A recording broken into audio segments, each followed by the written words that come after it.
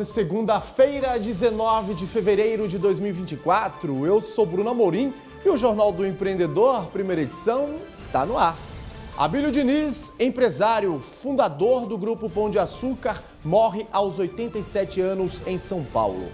Falta de infraestrutura leva produtores a investirem em armazéns próprios. E Sebrae tem programa de apoio à cultura do empreendedorismo. Tudo isso e muito mais você confere agora no Jornal do Empreendedor, primeira edição.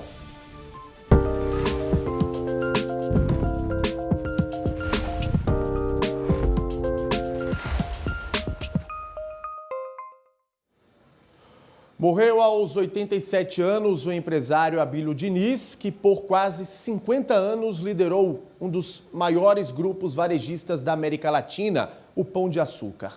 Ele foi vítima de insuficiência respiratória em função de uma pneumonite. Ao lado do pai, Abílio Diniz construiu o grupo Pão de Açúcar. A primeira loja foi aberta em 1959 na cidade de São Paulo. No final dos anos 1960, nos anos 60, já eram mais de 60 lojas em 17 cidades. Em 1971, inaugurou o Jumbo, primeiro hipermercado do Brasil.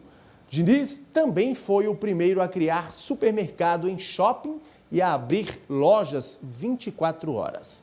Foi um dos fundadores da Associação Brasileira de Supermercados e um dos pioneiros na criação de programas de trainees do Brasil. Na década de 90, o Pão de Açúcar abriu capital e o grupo francês Cassino entrou como acionista.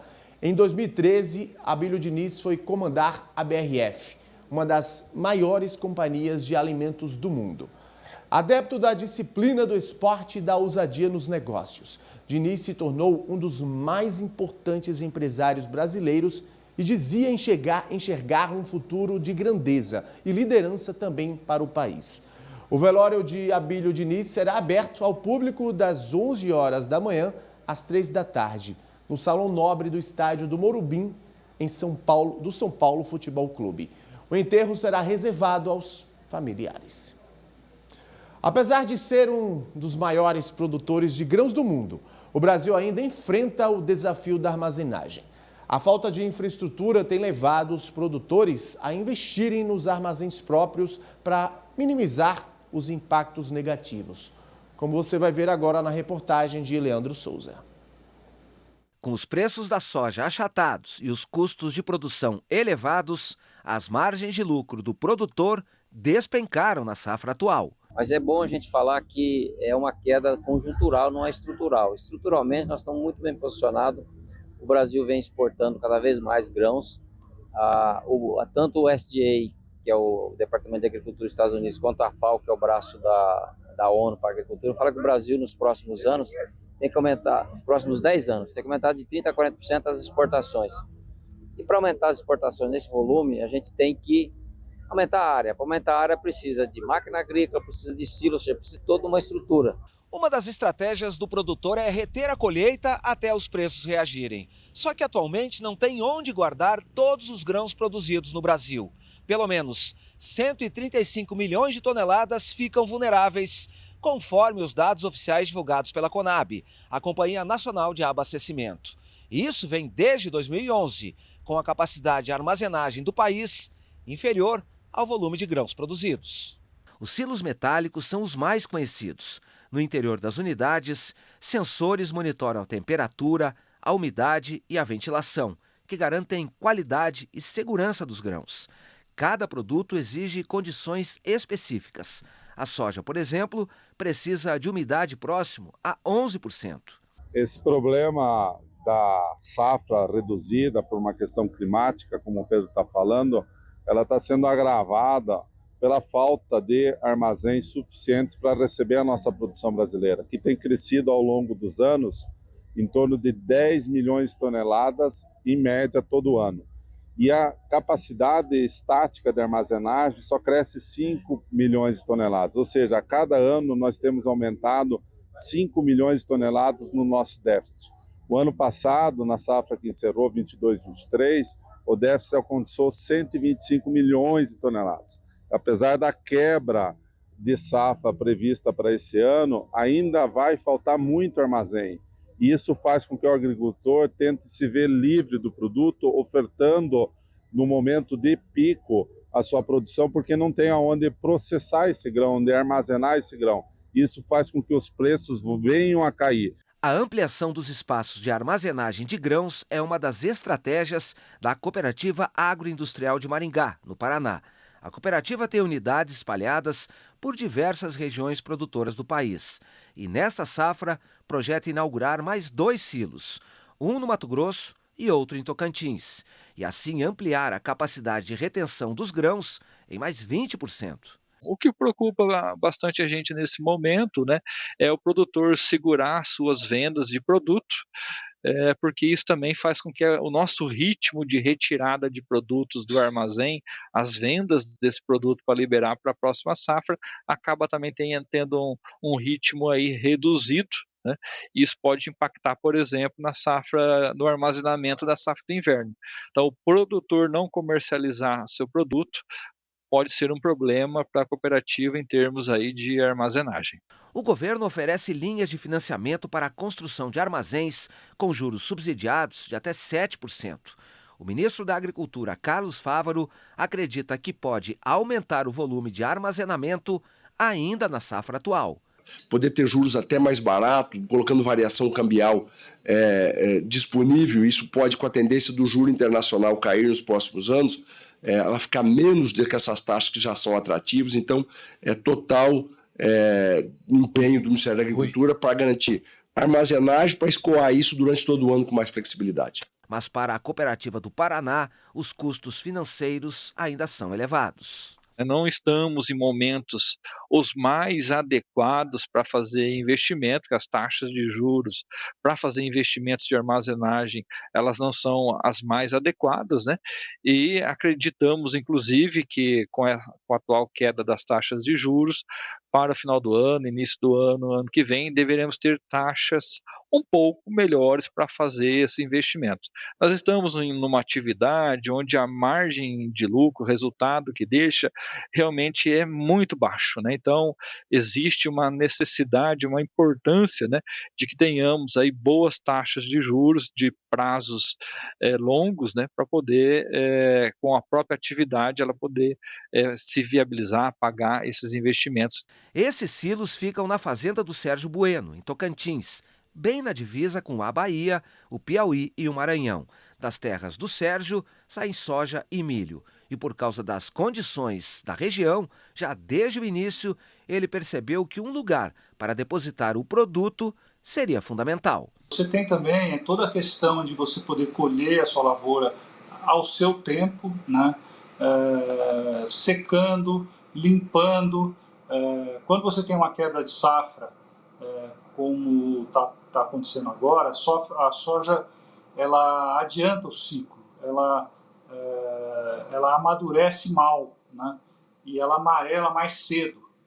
Então você, nesse momento, se você tiver como processar essa soja, como limpar, como secar, como dessecar ela para colher dentro de um ritmo e nas suas condições, isso vai diminuir muito as suas perdas. Nesta safra, o produtor vai inaugurar mais um silo, desta vez na fazenda que fica em São Paulo, onde ele produz cana-de-açúcar e soja. O investimento foi de R$5 milhões, que ele espera pagar em 4 anos. É um intangível aí, né, que eu costumo dizer, que é difícil de mensurar, mas que vai me trazer um ganho muito grande, né? Ganho de produtividade, você colher a soja no ponto certo, secar dentro da sua estrutura, ganhos de frete, você não tem que contratar fretes nessa época, que são muito caros, você faz tudo com caminhão próprio, né? É uma colheita muito mais tranquila, muito mais segura, né? Você evita perdas por desidratação da soja, perda de peso, perda de qualidade do grão. Então são vantagens não financeiras, vamos dizer assim, que se traduzem num resultado maior depois. Então, se você põe tudo isso junto, o ganho é ainda mais rápido. O retorno do capital investido se torna ainda mais rápido do que esses 4 anos que eu coloquei para você, que é a conta meramente matemática, né? E no próximo bloco, uma entrevista sobre inclusão social com a vice-presidente de educação da Fundação Dom Cabral. Não sai daí, a gente volta daqui a pouquinho.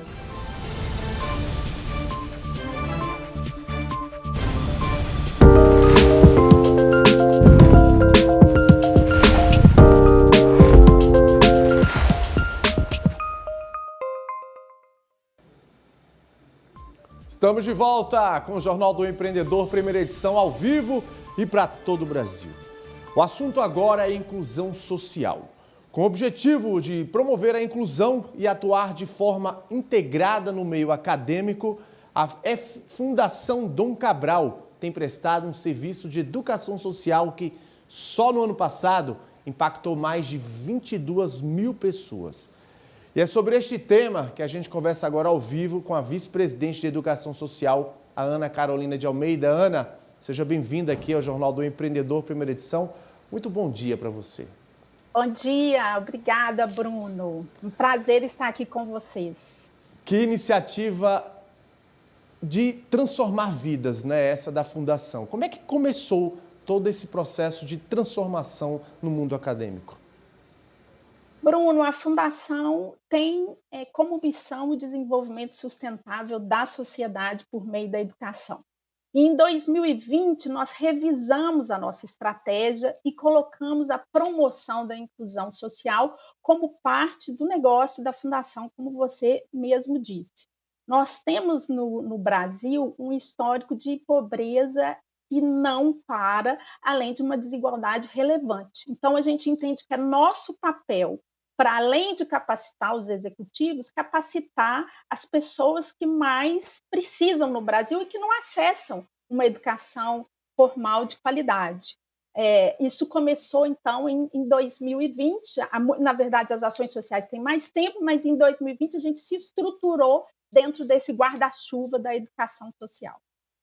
22 mil pessoas impactadas só em 2023. Você falou aqui para a gente que começou pelo menos essa parte do projeto em 2020. Quantas Isso. pessoas impactadas? São mais jovens, são mais mulheres? Conta para a gente. Nós temos 4 braços, 4 ações diferentes na educação social. No Brasil, existem mais de 40 milhões de pessoas que empreendem de forma informal e sem acesso a componentes de gestão e uma educação empreendedora. Então, o primeiro são esses empreendedores populares. O segundo são jovens, né? No Brasil, de novo, existem 30 milhões de jovens negros e que sofrem algum tipo de racismo estrutural. O terceiro são organizações da sociedade civil, em grande maioria organizações sociais, que precisam de acesso a ferramentas de gestão, ferramentas de governança e mobilização de recursos para que elas possam prover as causas nobres que provém para a sociedade. E o quarto, uma estruturação de um projeto de bolsas de estudos, né, e com foco em trazer as minorias subrepresentadas para dentro da Fundação Dom Cabral e instituições parceiras. Então, em 2023, 80% das bolsas que nós concedemos, por exemplo, nos programas da própria Fundação, foram para mulheres e por volta de 90% para negros. Ana, qual o impacto dessa transformação na vida dessas pessoas com esse projeto, com essa proposta? A ideia é gerar oportunidade, dignidade e prosperidade para essas pessoas que não acessam essa educação, a não ser como esse tipo de educação, a não ser em ações como essa, né, que transformam não só a vida das pessoas, mas a vida das comunidades e das famílias, né?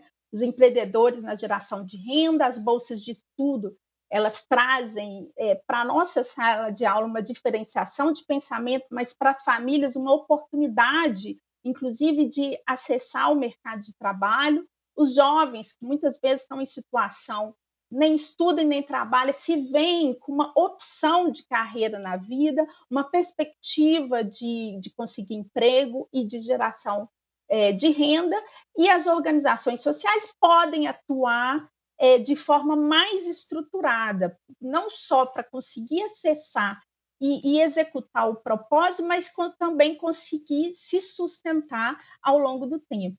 É uma ação assim fundamental na perspectiva dessas pessoas, dessas organizações e do desenvolvimento sustentável da sociedade no Brasil, né? Com certeza, e é como você falou, Ana, o quanto que o empreendedorismo tem transformado a vida dessas pessoas, principalmente dessas pessoas mais carentes das comunidades, né? Isso, verdade. Essa é uma ação que nós temos, inclusive, com a perspectiva de escala.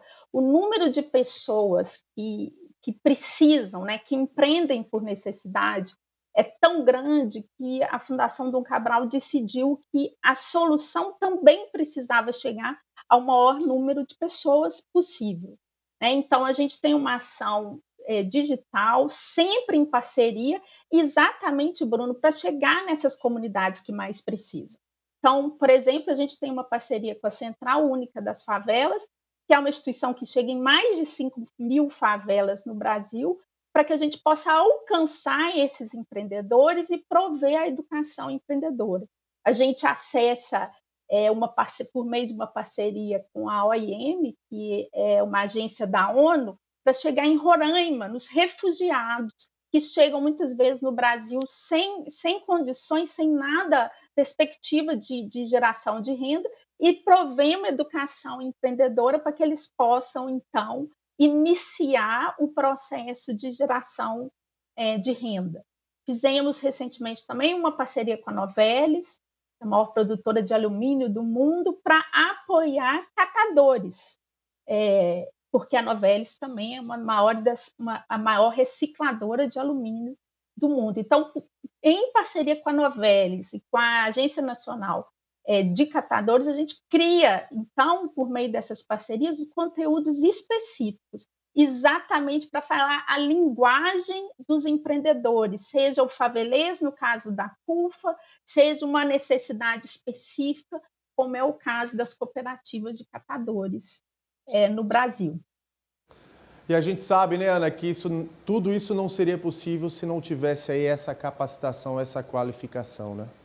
A educação transforma, né? É a única forma, eu acredito, de fato conseguir de forma relevante e sustentável no tempo que essas pessoas consigam sair das condições que estão. Né? Mais do que filantropia, que também é super necessário, a educação realmente trilha um caminho para que essas pessoas garantam dignidade, se reconheçam, né, como não mais, por exemplo, o empreendedor como um bico, mas uma fonte de renda, e possam seguir um caminho de oportunidade, né, a gente provê oportunidade para elas possam seguir um caminho digno, né, ao longo da vida.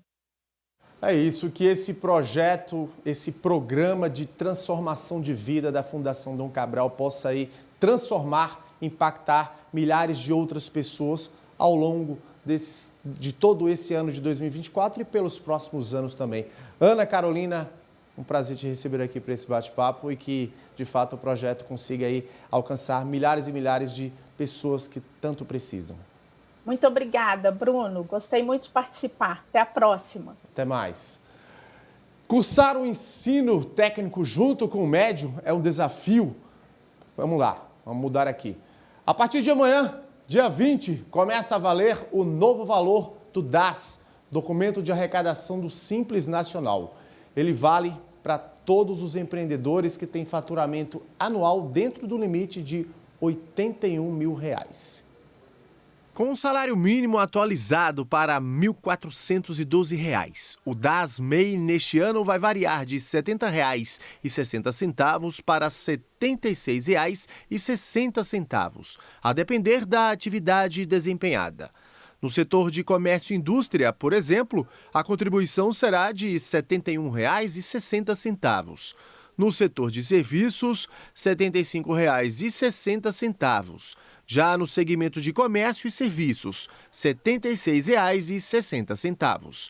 O documento é calculado pela soma das tributações do INSS, pelo ISS, Imposto sobre Serviço, e pelo ICMS, Imposto sobre Circulação de Mercadoria e Serviços.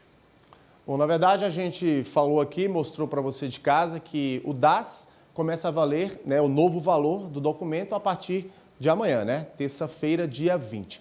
Agora sim, a gente vai falar sobre o caso do MEI caminhoneiro, né, que também é empreendedor.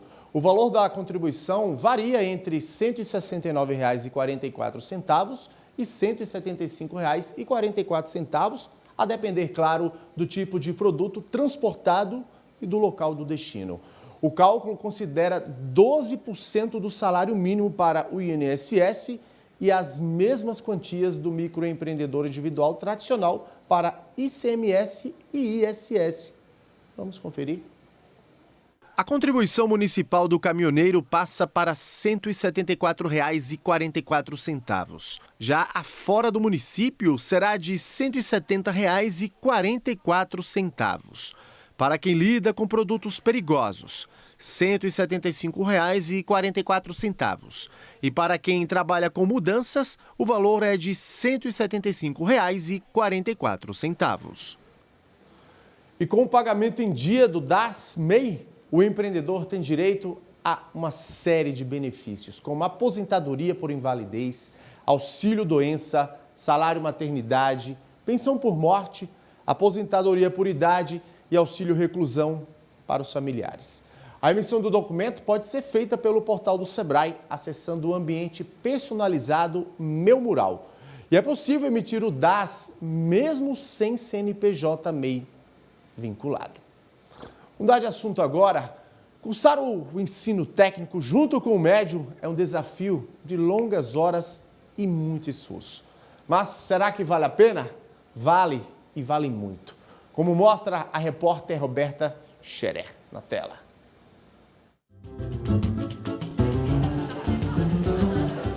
É uma avaliação de criação, onde vocês vão apresentar um prato.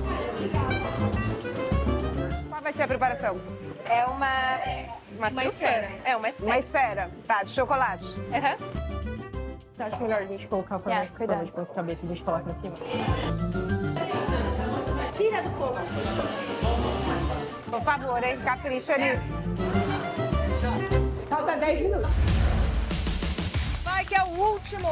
Qualquer semelhança com o programa MasterChef não é mera coincidência. Aqui todo mundo está aprendendo e hoje é dia de prova, de verdade. É o ensino médio junto com o técnico em gastronomia do Centro Estadual de Educação Tecnológica Paula Souza, em São Paulo. Os alunos têm jornada dupla até a formatura. A gente fica nesse anseio, falando não. E aí a gente foi ver, no mesmo dia tem prova de física. Tem prova de física e prova de panificação. Sim. Aí a gente fica nessa, assim, mas dá pra controlar. É um tempo que não se considera perdido, caso a gente não goste da área, porque a gente está fazendo junto com o ensino médio.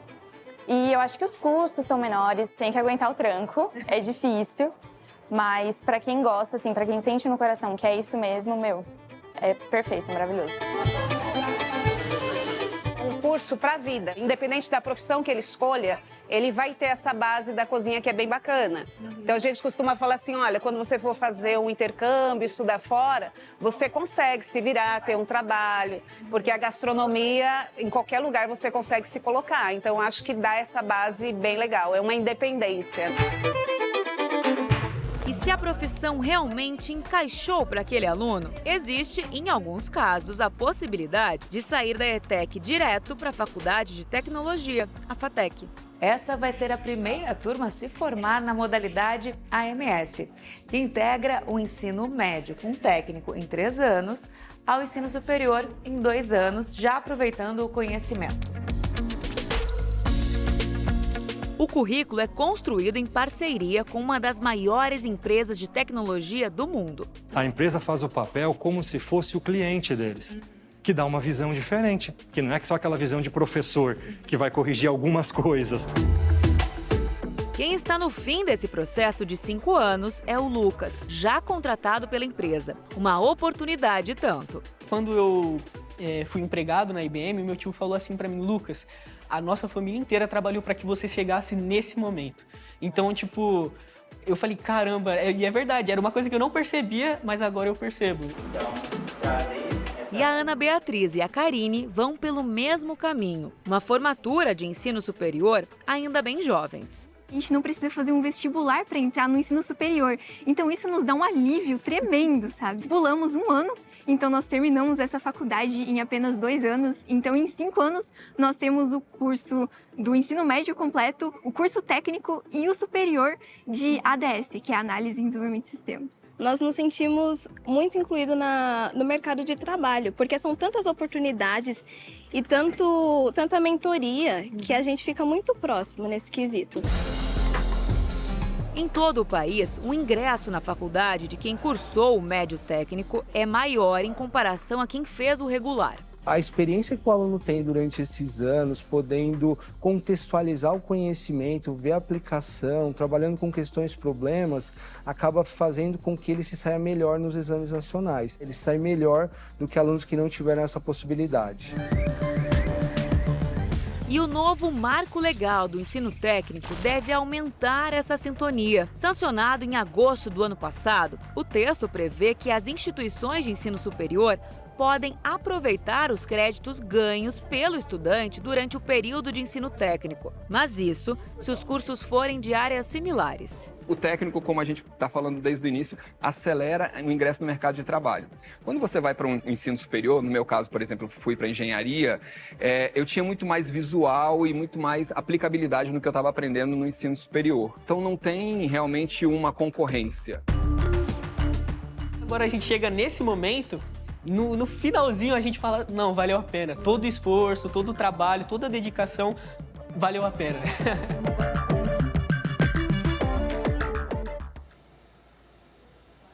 O Jornal do Empreendedor, primeira edição, fica por aqui. Outras notícias logo mais às 11h30. E a gente encerra com imagens do empresário Abílio Diniz, fundador do grupo Pão de Açúcar e um dos criadores da Associação Brasileira de Supermercados, que morreu aos 87 anos nesse domingo em São Paulo. Tchau!